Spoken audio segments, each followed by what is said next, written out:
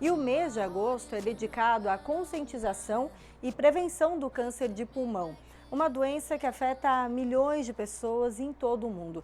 Sabia que é o terceiro câncer mais comum em homens e o quarto em mulheres no Brasil, segundo estimativas do INCA, o Instituto Nacional do Câncer? Por isso, fomos saber mais sobre exames e diagnóstico. Veja. Dona Dilma sempre teve hábitos saudáveis. Nunca fumou, nem foi fumante passiva. Pratica exercícios físicos. Mas há 4 anos, uma gripe forte a levou a procurar atendimento médico. E lá, eu fazendo a consulta, eu pedi para fazer um raio-x. Foi o que aconteceu. Vim para casa, deu tudo certo. Na terça-feira eu voltei por chamada e aí então apareceu. O diagnóstico de câncer de pulmão chegou sem aviso, de surpresa, num exame de rotina.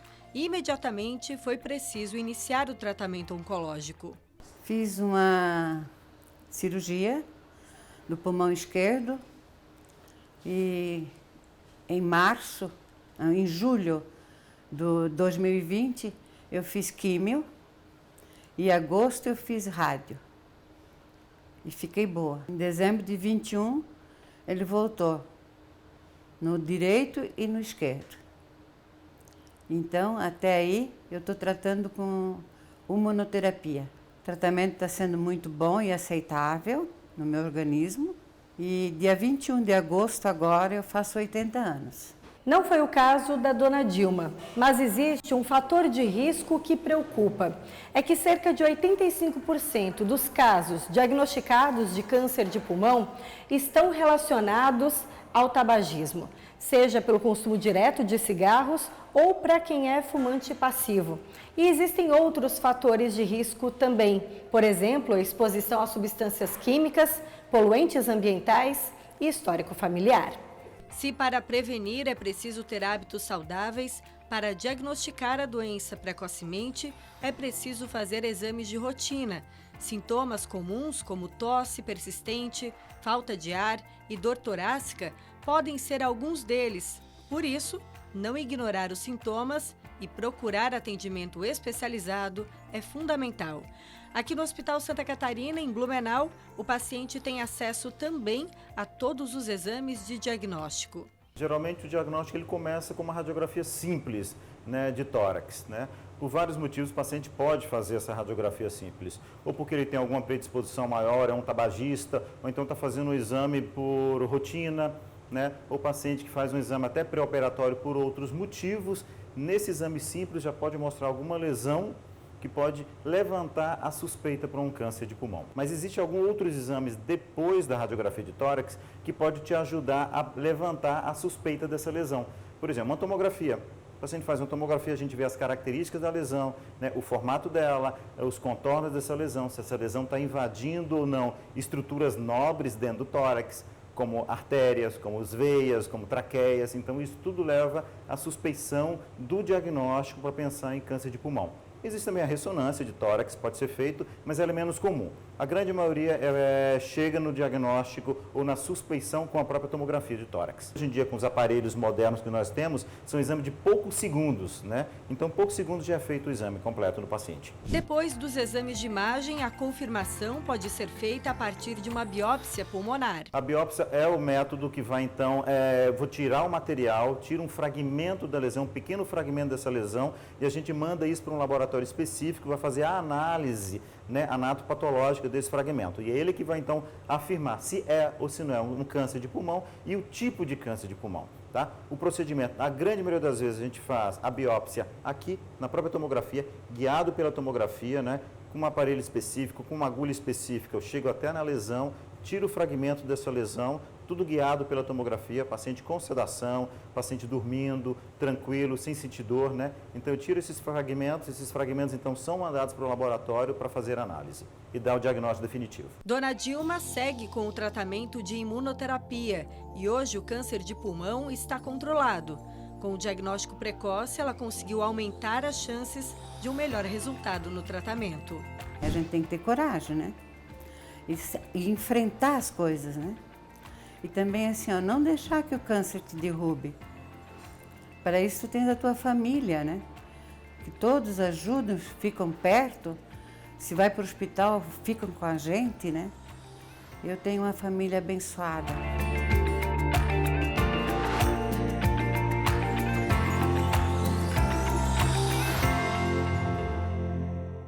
Hospital Santa Catarina apresenta o quadro Posso Completar?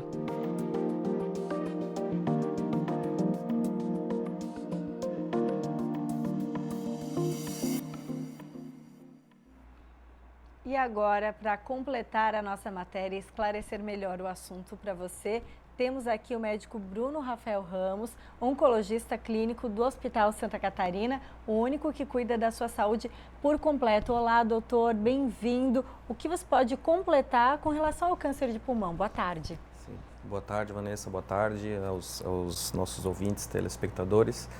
Queria agradecer, primeiramente, a oportunidade de estar aqui e falar sobre esse problema tão grave de saúde, São aí 30 mil casos novos por ano, é um dos 4 tumores mais comuns, que a gente mais diagnostica na nossa prática diária, e um tumor que é facilmente prevenível e evitável, O grande hábito que a gente deve evitar é o tabagismo, que é o maior fator de risco aí, de longe, para desenvolver esse tipo de tumor, De que forma que o tabagismo está relacionado com o câncer de pulmão? Como que ele se desenvolve no nosso organismo, É com o excesso do fumo? Pode ser a exposição a um curto período de tempo? A história do câncer de pulmão ela é até curiosa, Porque antes da Primeira Guerra Mundial era um tumor super raro, 1% dos cânceres que tinham numa universidade alemã eram cânceres de pulmão, 1%.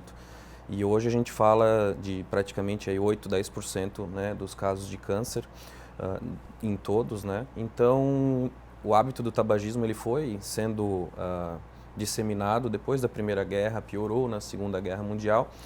E isso foi descoberto, essa associação, mais ou menos ali em 1950. E claro, a gente sabe que, e a gente está aqui para informar também, que o cigarro ele tem ali em torno de 4 mil substâncias que podem causar câncer. O filtro que existe em alguns cigarros, ele não nos protege dessas substâncias. Existe o dano pela própria temperatura, aquele gás quente que entra nos nossos pulmões. Então, é um hábito péssimo para a saúde em geral e é o que causa aí praticamente 8, 9 em cada 10 cânceres de pulmão, é o cigarro. A gente falou, que então cerca de 85%, dos casos de câncer de pulmão estão relacionados aí ao tabagismo. Agora, quando a gente fala de doença do coração, quando se muda os hábitos, tem um estilo de vida mais saudável, rapidamente o nosso organismo consegue assimilar esse hábito saudável. No caso de um tabagista que para de fumar, de que forma ele consegue, ou quanto tempo depois ele consegue renovar, digamos assim, o pulmão dele? Ou ele sempre vai pagar pelo passado dele, De repente, 10 anos fumando, está 20 sem fumar, mas ainda pode correr o risco de um câncer de pulmão? Exato, é uma ótima pergunta, O paciente que para de fumar hoje e largou o primeiro cigarro há 15 minutos atrás, ele já tem benefícios, em questão circulatória, neurológica, memória, pele, tudo melhora, mas o dano pulmonar, especificamente em relação ao câncer, ele pode demorar até 15 anos, para ser limpo, digamos assim. Por isso existem as recomendações dos pacientes que pararam de fumar há menos de 15 anos, que eles busquem alguma forma de algum exame para um diagnóstico precoce. Então, infelizmente, essa marca do cigarro no pulmão, em questão do câncer, ela é mais longínqua e, obviamente, isso vai depender do tempo, do quanto fumamos ao longo do tempo e o quanto fumamos em carga de cigarros. Doutor Bruno, a gente tem participação do público, aliás, você pode participar ainda, dá tempo, 988719831, pode mandar a sua pergunta sobre câncer de pulmão. A Tatiane Soares pergunta, ouvi na reportagem sobre imunoterapia, como é esse tratamento, que seria o tratamento da dona Dilma, como ele é? Sim. Nós tivemos aí, entre 10 e 15 anos atrás, o ressurgimento da imunoterapia no tratamento de vários cânceres. e os que tiveram mais sucesso com a imunoterapia foram o câncer de pulmão e o melanoma, né, que sempre foram tumores, quando a doença, digamos, está espalhada, né, em estágios mais avançados, que nós tínhamos como oncologista pouca opção para o tratamento. E a imunoterapia, na verdade, ela funciona de uma maneira que a gente injeta uma substância que é um anticorpo, como se fosse uma vacina, na veia do paciente ou debaixo da pele, então pode ser tanto na veia quanto subcutâneo. E é como se nós reprogramássemos a imunidade do paciente, então a gente usa a própria imunidade do paciente para combater o tumor dele. Então é como se eu dissesse pro corpo do paciente, olha, você precisa atacar esse tumor ali. Porque o câncer, ele faz, de algumas maneiras, uns mecanismos que ele se esconde da nossa imunidade, e com essa imunoterapia a gente abre de novo essa janela, geralmente com muito pouco efeito colateral. Comparado com quimioterapia, os estudos mostram que ali em torno de 3 vezes menos efeitos colaterais, não tem queda de cabelo, geralmente não dá ânsia de vômito. Menos agressivo do que uma quimioterapia, né? Com certeza, com certeza. Doutor, a gente falou de tratamento agora, estava falando também de prevenção, hábitos saudáveis, por exemplo, não fumar, né? Falamos dos exames também, que são importantes com frequência, por exemplo, uma radiografia, uma tomografia, né? Principalmente para esse ex-fumante, esse é um alerta bem importante. Exato. Mas, por exemplo, em quais estágios a gente pode encontrar a doença? Se eu sou uma ex-fumante, que de repente estou fazendo ali sempre o meu acompanhamento com exames, as chances de eu achar um tumor, um diagnóstico precoce diminui, eu posso ter um tratamento melhor, mais chance de cura? Sim, sim. Como todos os tumores, né, e todas as doenças, na verdade, quanto mais cedo, mais precoce a gente diagnostica, muito mais fácil o tratamento e maiores as chances de cura, né? Então, os tumores de pulmão, os cânceres de pulmão iniciais, quando eles são pegos bem no início, a gente tem realmente aí taxas de 75% de cura, né? Com tratamentos que muitas vezes não envolvem quimioterapia, não envolvem grandes invasões ao paciente. Então, o melhor exame, né, isso comprovado cientificamente, para o paciente tabagista que está preocupado, né, com o seu pulmão, a melhor coisa seria ele parar de fumar, né? Então conversar com o seu médico, com o seu pneumologista, com o seu psicólogo, com a sua família, que é muito importante para parar de fumar. E depois disso, se ele estiver preocupado ali com o pulmão dele, conversar com o seu clínico geral, com o seu pneumologista, para fazer um exame que chama tomografia de pulmão, né? Esse é o exame mais sensível, tá? Que consegue identificar nódulos bem pequenininhos no pulmão, num estágio que muitas vezes um procedimento cirúrgico simples, né, consegue eliminar e curar aquela doença. Doutora, a gente tem mais pergunta do público. Vamos ver quem pergunta agora, o Renato. Trabalhei por anos com fumo, com substâncias nocivas.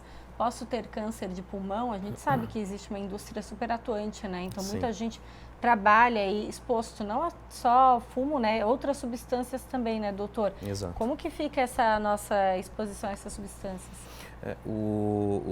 As exposições ambientais, né? O paciente que, como o Renato, trabalhou com fumo, ele teve uma exposição, apesar de ser uma exposição menor, né? Do que você inalar diretamente aquele gás, né? E o cigarro, ele contém inúmeras outras substâncias além da planta, né? Do fumo, né? Do tabaco, que tornam a exposição direta ao cigarro muito mais danosa, né? Mas, com certeza, né, a exposição à poluição ambiental, são um estudo super recente agora no Congresso Americano deste ano que confirma, né, esse dano de poluição ambiental. Existem os trabalhadores que trabalham com asbesto, amianto, outras substâncias que podem gerar danos ali no pulmão, geralmente, né, e espera-se que as empresas na sua medicina do trabalho façam, né, essas proteções para dosar essas substâncias tanto na circulação, mas sim, né, o cigarro, o tabagismo causa 85% dos casos, mas nós temos os outros 15%, né? Exatamente. Doutor, muito obrigada pela presença aqui no agradeço. Ver Mais. No quadro Posso Completar, conversamos então com o doutor Bruno Rafael Ramos, que é oncologista clínico do Hospital Santa Catarina, o único que cuida da sua saúde por completo. Obrigada, doutor. Eu que agradeço. Até a próxima.